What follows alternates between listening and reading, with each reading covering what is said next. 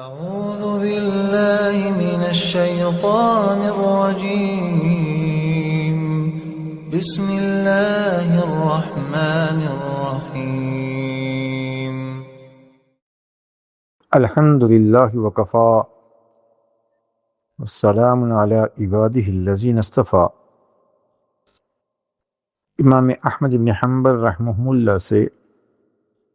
عبد الرحمن بن یزید رحمۃ اللہ علیہ سے نے نقل کیا ہے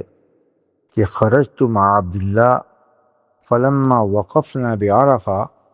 وغابت الشمس فقال لو ان امیر المؤمنین افاض الآن كان قد اصاب قال فما ادری کلام ابن مسعود اسرع او افاضۃ عثمان۔ عبداللہ بن مسعود رضی اللہ تعالی عنہ کے ساتھ عبد الرحمن بن یزید کہتے ہیں کہ میں ان کے ساتھ حج کے لیے ساتھ تھا جب ہم نے عرفات میں وقوف کر لیا اور سورج غروب ہو گیا تو عبداللہ بن مسعود نے کہا کہ کاش امیر المؤمنین حضرت عثمان اسی وقت نکلیں تو یہ زیادہ سنت کے موافق ہوگا، زیادہ درست ہوگا۔ کہتے ہیں کہ میں نہیں جانتا کہ عبداللہ بن مسعود کی یہ بات پہلے مکمل ہوئی یا حضرت عثمان کی روانگی پہلے شروع ہوئی۔ اس حدیث سے یہ معلوم ہوا کہ جب عرفات میں وقوف کر لیا اور عصر مغرب پڑھ لی اور مغرب کے یعنی غروب تک عرفات میں دعائیں مانگ لی، وقوف مزدلفہ ہو گیا، حج کا رکن اعظم ادا ہو گیا، تو غروب کے فوراً بعد عرفات کو چھوڑ کر مزدلفہ کی طرف جانا یہ سنت ہے، بغیر کسی عذر کے۔ عذر میں رش بھی ہو سکتا ہے، ٹرین کا ٹکٹ بھی ہو سکتا ہے، ٹرین کا رش بھی ہو سکتا ہے، پیدل رستہ چلنے والوں کے لیے دقت بھی ہو سکتی ہے، یعنی بلا عذر غروب کے بعد عرفات میں نہ رکے بلکہ فوراً مزدلفہ کی طرف جائے۔ اگر مجبوری ہو تو مجبوری کی وجہ سے تو شریعت نے بہت سی گنجائشیں دی۔ اب گویا کہ 9 ذو الحجہ ہی کی رات کو عرفات سے مزدلفہ پہنچیں گے، اور وہاں پہنچنے کے بعد کیا مشاغل ہیں؟ چنانچہ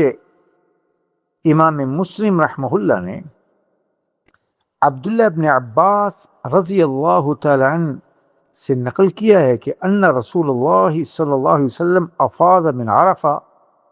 واسامہ ردفہ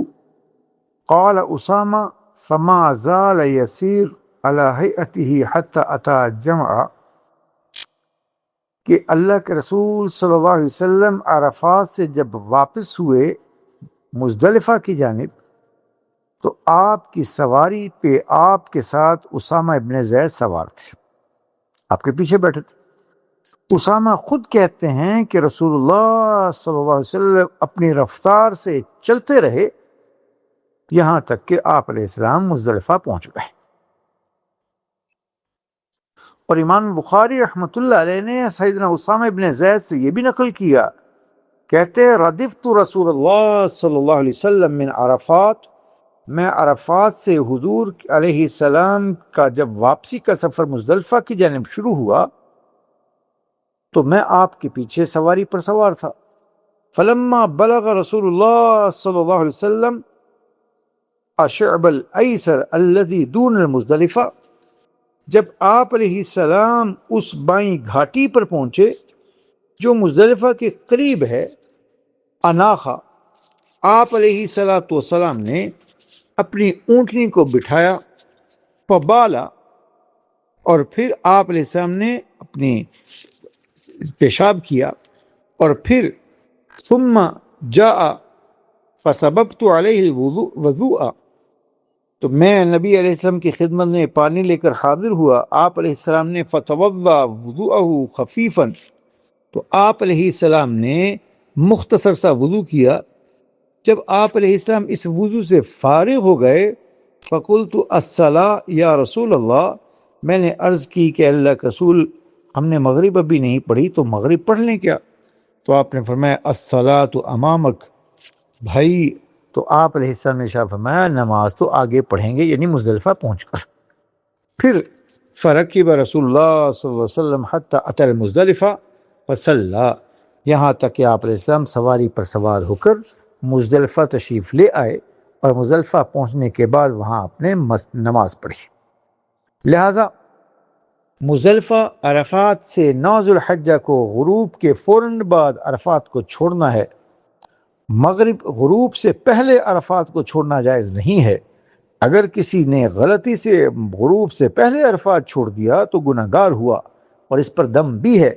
بہرحال غروب ہو جانے کے بعد نماز مغرب پڑھے بغیر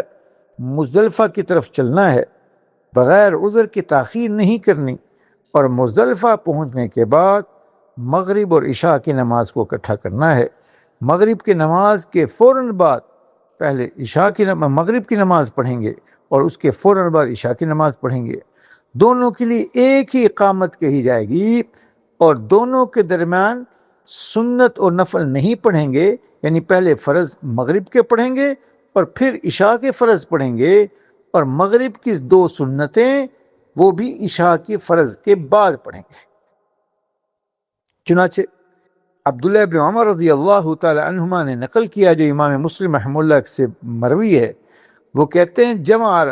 امام مسلم نے تخریج کی ہے اس کی کہ جمع رسول اللہ صلی اللہ علیہ وسلم بین المغرب والعشاء بجمع لیس بینہما سجدہ. آپ علیہ السلام نے مزدلفہ میں مغرب اور عشاء کی نماز کو جمع کر کے عشاء کے وقت میں ادا کیا، اور ان دونوں فرائض کے درمیان میں سنت اور نفل کوئی نماز نہیں پڑھی. اور اسی بات کو دوسرے انداز میں امام مسلم نے عبداللہ ابن عمر ہی سے نقل کیا ہے کہ جمع رسول اللہ صلی اللہ علیہ وسلم بین المغرب والعشاء بجمع صلی المغرب ثلاثا والعشاء رکعتین باقامت واحدہ. آپ علیہ السلام چونکہ مسافر تھے تو آپ علیہ السلام مسافر تھے اور یہ سفر مسافروں والا تھا آپ کا، کیونکہ آپ مکہ چھوڑ چکے تھے، مدینہ مستقل رہائش ہو چکی تھی، لہذا اس مبارک سفر میں آپ مسافر ہیں. لہذا امام عبداللہ ابن عمر رضی اللہ تعالیٰ نے کہتے ہیں کہ اللہ کے رسول صلی اللہ علیہ وسلم نے مزدلفہ میں مغرب اور عشاء کی نمازوں کو اکٹھا کیا، مغرب کی 3 رکعتیں پڑھیں اور اس کے بعد عشاء کی 2 رکعتیں پڑھیں ایک ہی اذان کے ساتھ اور ایک ہی اقامت سے، یعنی مغرب کے نماز کے بعد عشاء کے لیے علیحدہ اقامت نہیں کہی، اور اس کے بعد پھر آپ علیہ السلام یعنی اس انداز سے آپ علیہ السلام نے نماز مکمل کی. اب مزدلفہ میں مغرب اور عشاء کے درمیان وقفہ نہیں ہونا چاہیے، لیکن اگر کسی کو بھوک لگ جائے اور کوئی مسئلہ ہو تو پھر شریعت نے یہاں پر اختیار وہ دیا کہ اس انداز سے پھر پہلے جو ہے جیسے نبی علیہ السلام کا عمل حضرت جابر رضی اللہ تعالی عنہ نے نقل کیا امام مسلم کی بیان کردہ روایت میں. وہ کہتے ہیں کہ حتی غاب القرص واردف اسامہ، آپ علیہ جب عرفات کے دن سورج کی ٹکیا غروب ہو گئی تو نبی علیہ السلام نے حضرت اسامہ کو اپنے پیچھے سواری پر بٹھا لیا، وَدَفَعَ، اور آپ علیہ السلام نے عرفات کو چھوڑ دیا، حتی اتی المزدلفہ، یہاں تک کہ آپ مزدلفہ پہنچے، فصلی بها المغرب والعشاء باذان واحد واقامتین، آپ علیہ السلام نے ایک اقامت جو ہے یہاں پر مغرب اور عشاء کی نماز ایک اذان اور ایک اقامت سے پڑھائی. البتہ جو حضرات مغرب کی نماز کے بعد سامان وغیرہ اتارنے میں لگ گئے انہوں نے عشاء کے لیے دوبارہ اقامت کہی. اس طرح سے انہوں نے مغرب اور عشاء میں ایک اذان اور 2 اقامتوں سے نماز پڑھی اور ان کے درمیان کوئی سنت یا نفل نماز نہیں پڑھی. تو اگر تو مستقلاً فوراً کام کرے تو پھر ٹھیک، لیکن اگر مغرب کے بعد وقفہ ہو جائے تو پھر اقامت عشاء کے لیے نئے سرے سے اگر جماعت سے نماز پڑھ رہے ہیں تو اقامت کر کے نماز پڑھی جائے. اب نماز سے فارغ ہو گئے، اور بلکہ امام بخاری رحمۃ اللہ علیہ نے عبد الرحمن ابن یزید رحمۃ اللہ علیہ سے نقل کیا کہ حج عبداللہ عبداللہ ابن مسعود رضی اللہ تعالی نے حج کیا، فَأَتَيْنَا الْمُزْدَلِفَةَ، ہم مزدلفہ پہنچے، حین الاذان بالعتمہ او قریبا من ذلک، تو عشاء کے وقت کی اذان کے وقت اتنے تاخیر سے ہم پہنچے کہ عشاء کا وقت ہو چکا تھا یا اس کے لگ بھگ۔ فَأَمَرَ رَجُلًا، تو آپ نے ایک شخص کو حکم دیا، فَأَذَّنَ، کہ وہ اذان دے، پر اس نے اذان دی، وَأَقَامَ، اور اقامت کہی، ثُمَّ صَلَّى الْمَغْرِبَ، پھر آپ نے مغرب پڑھائی، وَصَلَّى بَعْدَهَا رَكْعَتَيْنِ، اور اس کے بعد 2 رکعتیں پڑھی، ثُمَّ دَعَا بِعَشَائِهِ، پھر آپ نے اپنا کھانا منگوایا، فَتَعَشَّى، بھوک لگی تھی، کھانا کھایا رات کا، ثُمَّ أَمَرَ رَجُلًا فَأَذَّنَ وَأَقَامَ، پھر آپ نے کچھ دیر کے بعد ایک شخص کو حکم دیا کہ وہ عشاء کی اذان کہے اور اقامت کہے، ثم صلی العشاء رکعتین، اور پھر آپ نے عشاء کی 2 رکعتیں پڑھی۔ تو معلوم یہ ہوا کہ اگر بغیر عذر کے مغرب اور عشاء کے درمیان وقفہ نہ ہو تو پھر تو ایک ہی اذان کے ساتھ 2 نمازیں پڑھی جائیں گی، لیکن اگر وقفہ ہوا، یہ فرق ہوا یا کسی کام میں مشغول ہو گیا، تو پھر عشاء کے بعد عشاء کے لیے نئے سر سے اقامت کہہ سکتے ہیں۔ یہ بھی صحابہ سے ثابت ہے۔ اب نماز یعنی یہ 9 ذو الحجہ کی رات ہے اور عرفات سے مزدلفہ پہنچ چکے، مغرب کی نماز بھی پڑھ لی اور عشاء بھی پڑھ لی اور بغیر فوراً پڑھی ملا کر، تو ایک اذان اور 2 اقامتوں کے ساتھ ایک جو ہے اس کے لیے اسی کے ساتھ نماز پڑھی، اور ایک اذان اور 2 اقامتوں کے ساتھ نماز پڑھی، اور درمیان میں کوئی نفل سنت نہیں پڑھی، سنتیں بھی عشاء کے فرض سے فارغ ہونے کے بعد پڑھے، اور اس کے بعد نماز سے فارغ ہونے کے بعد اب اپنی ہمت و طاقت کو دیکھے، اگر کچھ دیر عبادت کی ہمت ہو تو کر لے، ورنہ آرام کر لے، کہ ہمارے نبی علیہ الصلوۃ والسلام سے یہ بھی ثابت ہے۔ چنانچہ امام مسلم نے حضرت جابر بن عبداللہ سے نقل کیا کہ آپ علیہ السلام استجع حتی طلع الفجر، آپ علیہ السلام مغرب اور عشاء کی نماز پڑھ کر آپ علیہ السلام آرام فرمایا یہاں تک کہ صبح صادق ہو گئے۔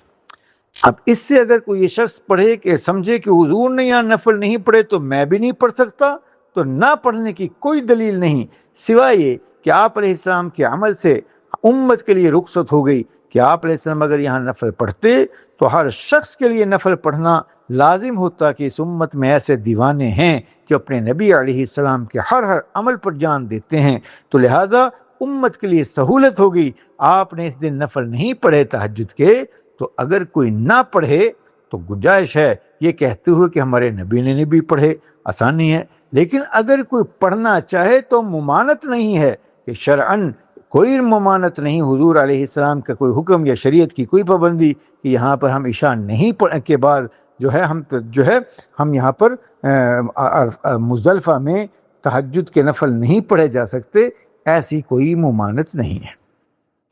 بہرحال یہ مزدلفہ کا قیام ہے، اور اس کے بعد جب صبح صادق ہو جائے 10 ذو الحجہ کی، تو اب 10 ذو الحجہ کی فجر ہو جائے۔